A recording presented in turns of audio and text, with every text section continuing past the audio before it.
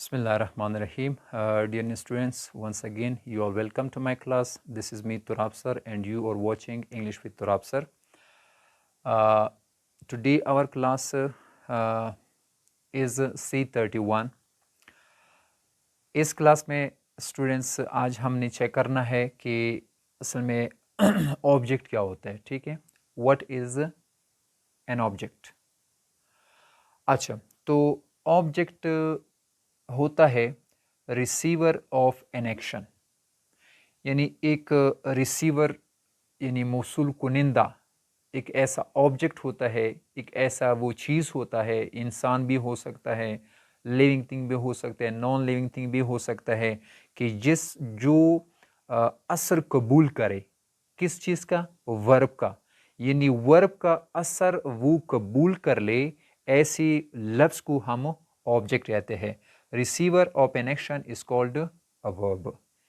यानी ऑब्जेक्ट क्या होता है, जो वर्ब की यानी जो एक्शन होता है. ठीक है, या तो वो स्टेट ऑफ बीइंग भी हो सकता है, एक्शन डायनेमिक वर्ब भी हो सकता है. ठीक है, फीलिंग वो जो एहसास हमने बताया था उसमें हम शो करते हैं, ऑनरशिप भी वो बताता है वर्ब. यानी वो जो असर आगे बढ़कर यानी किसी चीज़ पे तो पड़ता है. ठीक है, तब जाके हम उस लफ्ज़ को यानी जुमले की उस हिस्से में जो अल्फाज या एक या दो अल्फाज जो आते हैं उसको ऑब्जेक्ट कहलाया जाता है. यानी वर्ब का जो असर आगे बढ़कर किसी लफ्ज़ पे पड़े, या लफ्ज़ वो तो नाउन भी हो सकता है, प्रोनाउन भी हो सकता है, तब जाके लिविंग थिंग भी हो सकते हैं, नॉन लिविंग थिंग भी हो सकते हैं, उसको हम ऑब्जेक्ट कहते हैं. एग्जाम्पल से चेक करते हैं, शायद आपको आसानी से समझ में आएगा. ठीक है, एग्जाम्पल में जुमला है ही ड्राइव्स, वो चलाता है. क्या चलाता है, वो चलाता है. ही ड्राइव्स अ कार. अब ये जो आपका अ कार है ये आपका ऑब्जेक्ट है, ये आपका क्या है, ऑब्जेक्ट है, क्योंकि ये जो आपका वर्ब है इसका असर आगे बढ़कर अ कार एक गाड़ी पर पड़ी. ठीक है, तब जाके इसको कहते हैं रिसीवर ऑफ एन एक्शन. ये रिसीव करता है, मौसूल करता है, अपने तरफ लाता है, कबूल करता है किया वर्ब की एक्शन को, वर्ब की असर को. यानी जब वर्ब की असर आगे बढ़कर किसी चीज पे पड़े, उसको हिट करे, वो आपका ऑब्जेक्ट कहलाया जाता है. सेकंड सेंटेंस में चेक करते हैं. अली रीड्स, अली पढ़ता है. क्या पढ़ता है, अ न्यूज़पेपर. तब जाके आपका अ न्यूज़पेपर जो है ये आपका ऑब्जेक्ट बनता है, क्योंकि ये अखबार जो है ये असर कबूल करता है, ये मुतासिर हो रहा है. किस किस से मुतासिर हो रहा है, वर्ब की एक्शन से मुतासिर हो रहा है. ठीक है, तब जाके इसको कहते हैं रिसीवर ऑफ एन एक्शन. यानी एक्शन की यानी जो वर्ब है, जो एक्शन है उसकी असर को कबूल कर रहा है, इसलिए ये रिसीवर कहलाया जाता है और ये आपका ऑब्जेक्ट है. नेक्स्ट एक जुमला है ओपन द डोर. अब ये जो ऊपर वाली दो जुमले हैं इसमें ये आपका सब्जेक्ट है जो काम कर रहा है, वो प्रोनाउन में है, प्रोनाउन के रूप में है, नाउन के रूप में नहीं, प्रोनाउन है जो काम करता है.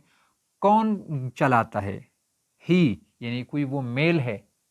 ठीक है, वो चलाता है, मर्द है, वो चलाता है. क्या चलाता है, अ कार.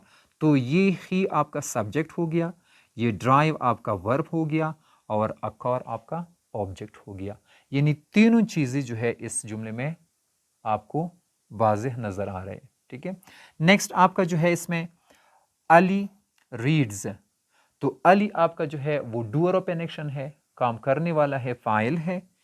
अली क्या करता है, अली जो है पढ़ता है. क्या पढ़ता है, अ न्यूज़पेपर. तो अली आपका सब्जेक्ट हो गया, रीड्स आपका ये वर्ब हो गया और नेक्स्ट अ न्यूज़पेपर आपका ऑब्जेक्ट हो गया, क्योंकि इसने वर्ब जो एक्शन वर्ब है, यानी अगर कोई अखबार पढ़ता है तो किसी का अखबार पढ़ना, कोई कागज़ पढ़ना, किताब पढ़ना, नोटबुक बुक पढ़ना, वो किसी को नज़र आता है, तब जाके उसको हम एक्शन वर्ब बोलते हैं. ये आपका एक्शन वर्ब है और इसकी असर को कबूल कर रहा है, रिसीव कर रहा है, क्या, अ न्यूज़पेपर. तब जाके आपका ये वर्ब बनता है। Next, open the door. इसमें ये ओपन जो है ये आपका वर्ब है, ठीक है, ये आपका क्या है, वर्ब है। और द डोर ये आपका क्या है, ऑब्जेक्ट है। अभी आप कहोगे कि सर इसमें तो सब्जेक्ट नहीं है। ज़रूरी नहीं है, जब आप इंग्लिश में बात करते हैं या जो आप पढ़ते हैं या दूसरों की से आप सुनते हैं, यानी किसी से कुछ सुनना या खुद कुछ बोलना या पढ़ना, ज़रूरी नहीं है कि उसमें आपके ये तीनों कंपोनेंट्स जो है वो शामिल हो, ये तीनों चीज़ें उसमें शामिल हो, यानी आपका सब्जेक्ट हो, यानी आपका वर्ब हो, यानी आपका ऑब्जेक्ट हो। ज़रूरी नहीं होता है। ये जुमले जो बेस फॉर्म से शुरू होते हैं, this type of sentences are called imperative sentences.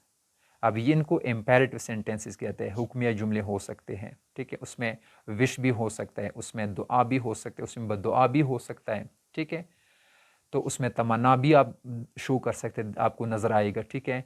ऐसे जुमले कि जो बेस फॉर्म से शुरू हो, यानी सब्जेक्ट उसमें नहीं होता है, वो डायरेक्ट वर्ब से शुरू होते हैं, this type of sentences are called imperative sentences, ठीक है। तो इस इम्पेरेटिव सेंटेंसेस भी इंशाल्लाह हमारे अगले जो आने वाली क्लासेस है उसमें हम आपको ये भी बताएंगे कि जुमले की अक़साम किस तरह के होते हैं, कौन कौन से, ठीक है।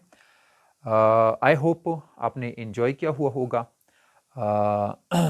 टाइम देने का, और हमारे चैनल पे आने का बहुत शुक्रिया। शाद रहिए, आबाद रहिए। अल्लाह हाफिज़।